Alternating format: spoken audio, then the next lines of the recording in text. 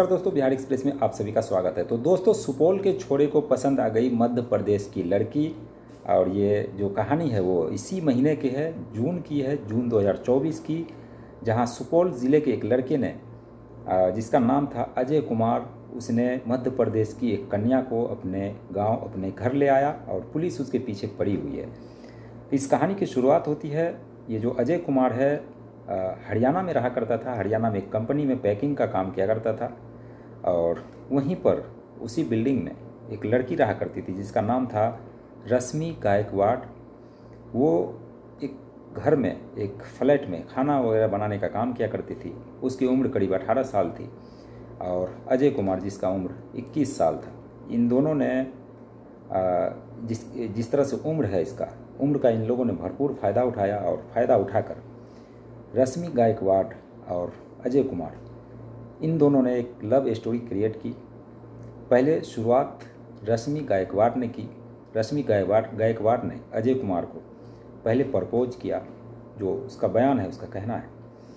और अजय कुमार अपने आप को रोक नहीं पाया, क्योंकि बिहार का छोड़ा, मध्य प्रदेश की नारी अगर उसको एक लैंड क्लियर देता हो तो कैसे वो छोड़े।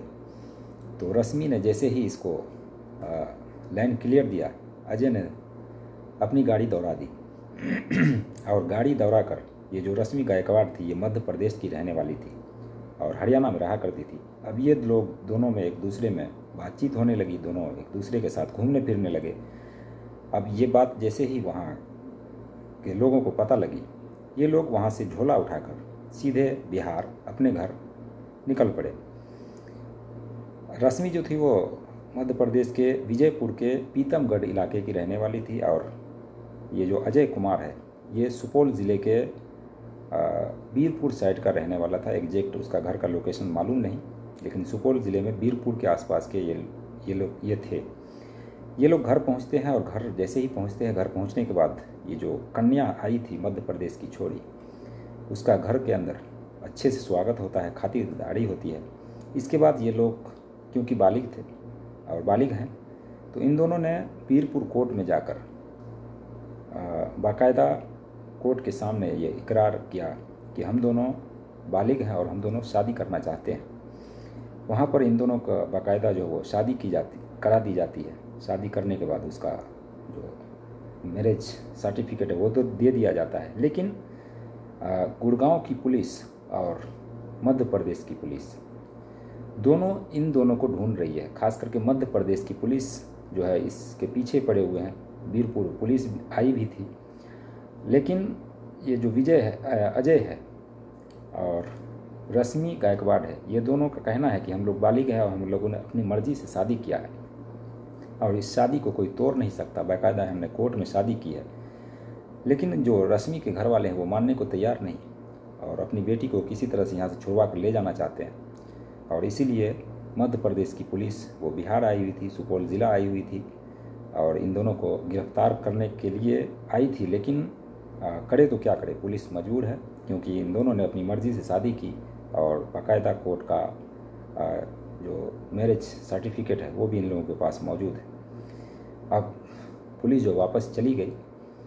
अब ये जो रश्मि गायकवाड़ है इसका कहना है कि अब मैं के कभी नहीं जाऊंगी और यहीं पर अपने पति के साथ रहूंगी और खुश रहूंगी और अपने पति पर कोई भी आँच नहीं आने दूंगी। तो ये तो रही एक प्यार मोहब्बत की स्टोरी। लेकिन कहीं ना कहीं रश्मि गायकवाड़ अपने जो माता पिता है उसका सिर झुका करके, सिर नीचा करवा करके उसको एक तरह से कहिए कि एक ज़ख्म दिया है। ये ज़ख्म जो है वो माता पिता का धुलने वाला नहीं है, ये जख्म छूटने वाला नहीं है। और इधर अजय कुमार जो है ये तो खैर खुश है और इसके घर वाले भी खुश हैं, क्योंकि उसके घर वाले को एक बहू चाहिए थी और बहू जो वो मिल गई, वो भी अदर स्टेट की।